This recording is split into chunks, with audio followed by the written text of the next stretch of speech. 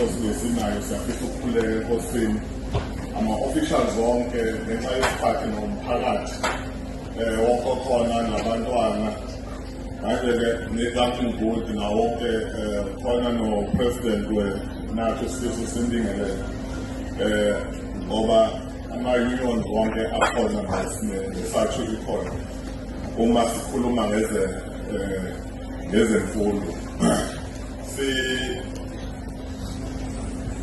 kakhulu ukuthi sizokwamukela ngoba owethu umsebenzi awukho omkhulu kathi uzokhuluma kakhulu kodwa ngokubonga sibonge RDM sibonge i-department eholwa wena mphathiswa minister babumena wonke amakhansela akhona ngenxa yokuthi sengijahile nje angisakwazi ukubuyela wonke umuntu sibona isikhathi kodwa siyafisa ukusho ukuthi izolo alifani nanamhlanje izolo alifani nanamhlanje okuyinto enkulu-ke leyo engafaneke siyikhohlwe kuyothi emlandweni kuzobhala emlandweni ukuthi ngesikhathi ubaba uMantashe ewuminista owaminerals wacontribute ey'kolweni omunye uzodideka ukuthi ucontribute kanjani engabe udila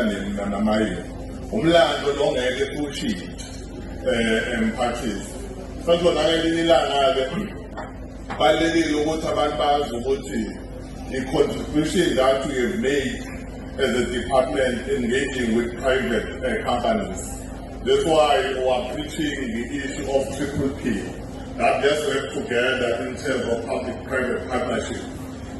So on development. Ngithandile ngoba ukufunda akupheli. Ngoba makhuluma nge-service delivery nange-service transformation. I think sesifundile ukuthi into evele ehlukene. Yabona-ke babumene ukusho noma uhleli ukuthi hey bafundisa uminister be-ANC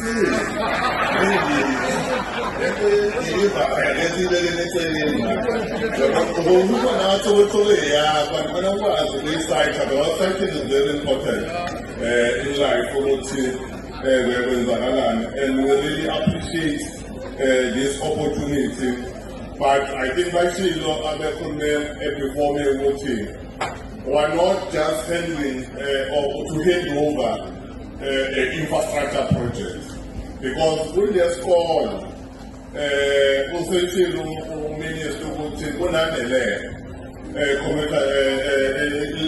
ilebhu yesayensi ezosizako ukuthi abantwana bethu at the grade 10 level uma sebechoose ama-subjects bachoose izinto ama-subjects are-right because imfundo ayisafani nakudala yabona uma ubuzwa kuthiwa wenzeni uhulumeni kulesikhathi esinikeza wona lo wedemocracy enye into ofanele uyisho as part of development or part of idemocracy eyenzile fanele kusho ukuthi asisafundi manje ngani ngentethe kuthiwa ubhala intethe igama lomlenze wentethe siyidlulile leso stage leso manje sikhuluma nge-technology ey'nsukwini ezindlule minister besingaphi emajuba siyovula isikole esithi umbusofela a school of excellence esidila ne-technology and part of leso sikolo sidila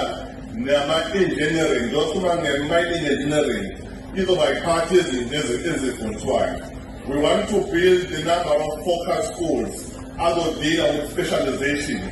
Part of those schools that esinawo KZN i-Anton Dembele School of Excellence esila eThekwini.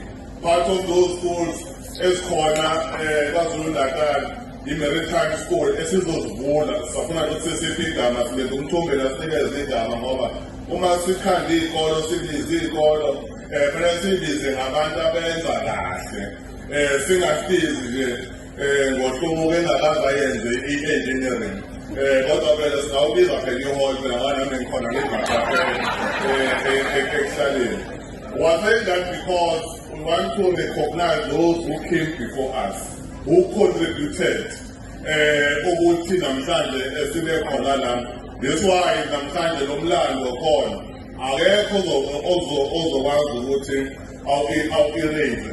But part of our plan, because we have a plan, Minister, as a sector, we also want umasebenza le department sikhande futhi isikolo KwaZulu-Natal esodila now with mining. Kube isikolo lesidala manje ngasithi sinesikolo esizovula esikhulu esidila ne-maritime. Sifuna ukuba nesikolo esodila ne-mining at the basic level, not at the higher education level, because we want to produce engineers, mining engineers. We want to produce geologists. We want to produce environmentalists. About by parts, those are very at the higher education. Because information is very important. We are not only focusing in my high school, we are also focusing in my primary. Because umntwana engafundiswe kwi-foundation uzoba ne-problem at the high school. Iyona-ke umsebenzi esiwenzayo because kubalulekile ukuthi education siyi-understand ukuthi yini. Lesikolo-ke esikusona ngiyafisa ukuthi sibonge kakhulu uprincipal ne-governing board nabonke othisha. Nothisha nje bonke base-KZN abasebenza kanzima ngaphansi kwey'nkinga ezikhona esibhekene nazo.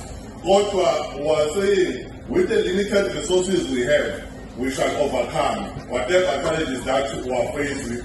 The school is doing very well. This is why in 2025 academic year, they're able to increase their percentage in terms of the overall pass rate, not only on grade 12, because we are not a set of grade 12, we are a set of education. And we can't be assessed on the basis of grade 12. When you assess us as a department, you must assess us on the performance of all grades, from grade R to grade 12.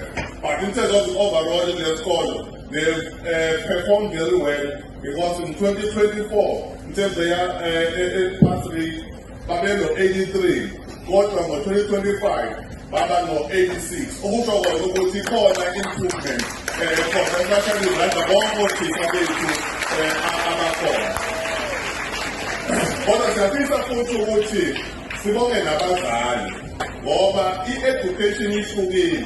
Khona i-formal education eyenzeka ey'kolweni e-classroom, kodwa khona i-education eseyikolweni esekhaya le khona abazali abamotivate abantwana. The outcome ukuthi KwaZulu-Natal ibe number 1. Hayi ukuthi yazozakalela siyayiplana. Yabona manje sikimi 10 kuyabhala. Mayiphela ama-result siyahlala sithi zonke iy'kolo zithole bani lezi okungenzanga kahle yini inkinga. Yabona khona iminkinga esibizayo singakhona oprincipal nosihlalo ye-SGB njalo senzela assessment kube khona u-MEC ababizi sihlala ukuthi yini ungaphefumi. If ungaphefumi ukuthi safanele sikuthole umuntu ozokusiza. Kodwa lokho sikwenza because i-outcome ye-performance is not an outcome of individual, but it's an outcome of all of us because we're working together. Ngalo mazule lawo siyaphila sithi bantwana nayi infrastructure nazi isikolo sihle lesikolo emseleni isiphathe kahle. Akuzona isikolo fanele isidestroye because lesikolo sisazofundisa more than 1,000 learners azabakhona even iminyaka ezayo. So lokho kuthola ungakudestroyi, but make sure ukuthi uyaphatha uphathe njengey'khali zamantunga for a future. Besithi kothisha nathi isikolo sibonga kakhulu umsebenzi enwenzile and nenwenzayo. Kodwa I think the Department of Minerals, they've tried to make sure that we create a conducive environment for our educators and for our learners to perform very well. Singakhohlwa-ke ukuthi siwabo njengoba kade seyishilo-ke uminister. Yabona-ke mawufunda iBhayibheli siyatshelwa ngabantwana abakhishwa eGibhithe, abakhishwa uMoses. Kodwa-ke khona ivesi elibaluleke kakhulu kuleya ndaba kaMoses ekhipha abantwana eGibhithe. Ithi ngenxa yobude bendlela abantwana abakhishwe eGibhithe bakhohlwa ukuthi baphumaphi, bathuka uMoses kanye noNkulunkulu wabo. sebekhohle ukuthi basuka nani ningakhohlwa ukuthi niphumaphi ngoba ngenxa yokude bendlela bentuthuko bese uyayikhohlwa intuthuko oyithole ngayizolo bese wazi ukuthi ayakaze kwenzuke lutho zithi izaga 29 ningakhohlwa okhokho benu ukuthi nisukaphi ngoba uma nikhohlwa la usuka khona yoba idlozi eliyixoko elikhohlwa ukuthi nisukaphi